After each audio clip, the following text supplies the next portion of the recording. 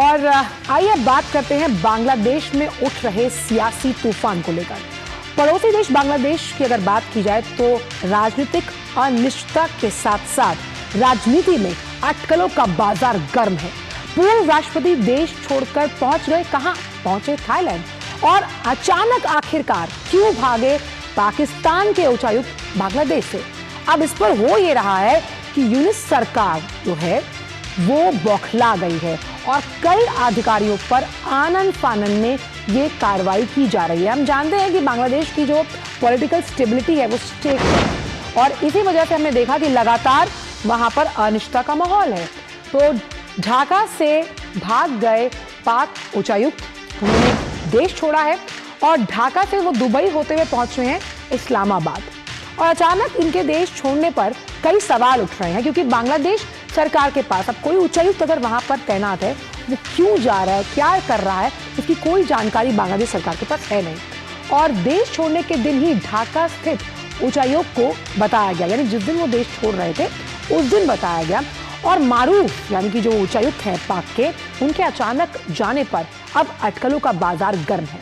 पाकिस्तान उच्चायोग ने वापसी के संकेत दिए कि 2 सप्ताह के बाद हो सकता है कि वो वापस लौट आए। और सत्ता पलटने के बाद जब से हमने ये पैराडाइम शिफ्ट देखा है पावर का, यूनिस सरकार के चहेते थे मारूफ, अब चहेते थे अचानक बिना बताए क्यों चले गए और यूनिस सरकार के नेताओं के साथ वो बैठ के भी कर रहे थे।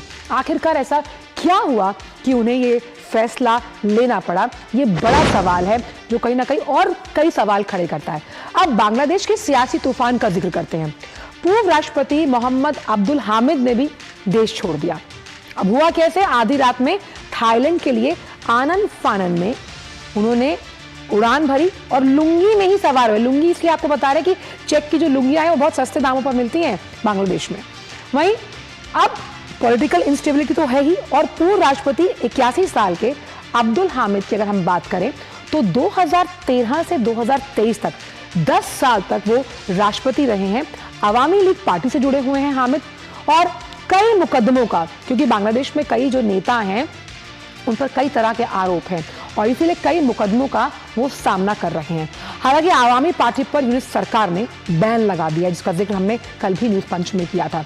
तो कई मुकदमों पर उन पर कार्रवाई है, लेकिन अब इससे हो क्या रहा है, इसका जो ब्रॉडर पिक्चर है वो देखिए। यूनिस सरकार बौखलाई हुई है, बौखलाहट में है, बदहवास है।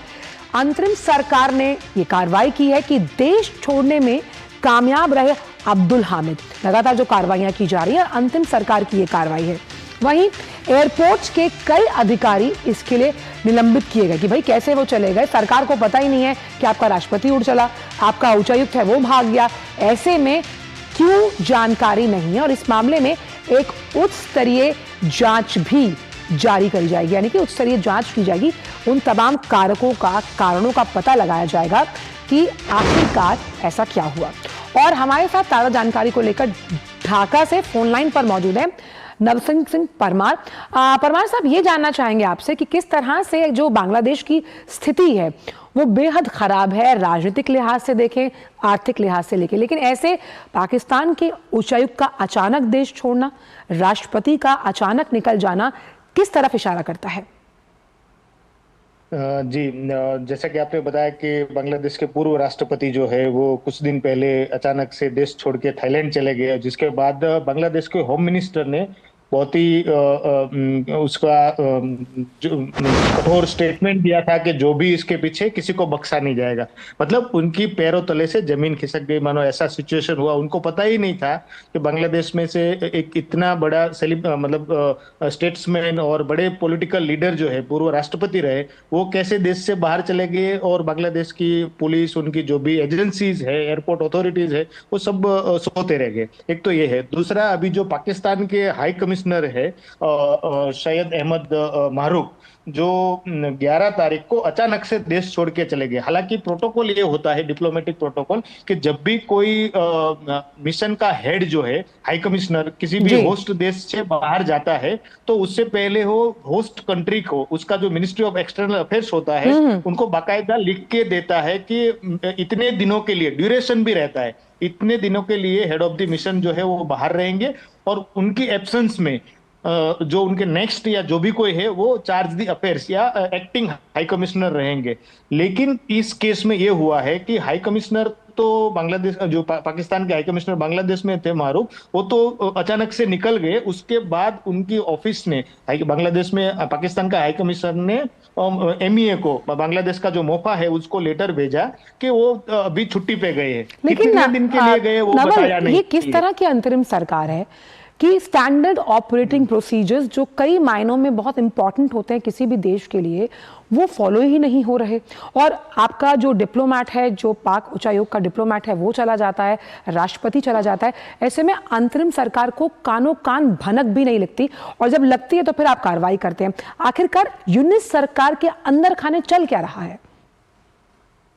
ये वैसे तो इसको सरकार कहना ही थोड़ा गलत होगा, क्योंकि वो एक एडमिनिस्ट्रेशन है, इंटरिम व्यवस्था है, वो चुनी हुई सरकार नहीं है। और जो 5 अगस्त के बाद शेख हसीना का देश छोड़ने के बाद जो सिचुएशन हुई और उसमें जो केओस हुआ था, वो केओस वाली कंडीशन में उनको एक टाइम बीइंग एक इंटरिम गवर्नमेंट, उनका इंटरिम मुखिया बनाया और advisory, they are not minister, they are not governor, they are not prime minister, उनको चीफ एडवाइजर बोला जाता है। और बाकी जो मंत्री के तौर पे जो काम करते हैं वो एडवाइजर है। तो वो कोई गवर्नमेंट नहीं है, इलेक्टेड गवर्नमेंट नहीं है। और वो जो कुछ प्रेशर ग्रुप है स्टूडेंट का या उनके जो कुछ इस्लामिस्ट पार्टी है जो उनको तो हम ये मान सकते हैं कि यूनिस सरकार की लगातार मुश्किलें बढ़ती हुई नजर आ रही हैं, क्योंकि अंदर खाने भी अगर देखा जाए, क्योंकि ये कार्यवाहक सरकार है, तो अपने काम को करने के लिए कई ऐसी आधिकारिक पुष्टियां चाहिए होती हैं तो उनके पास नहीं है। लेकिन फिर भी अभी मुश्किल के दौर से गुजरता हुआ बांग्लादेश। बहुत बहुत शुक्रिया नवल इन तमाम जानकारियों से साझा करने के लिए। तो साफ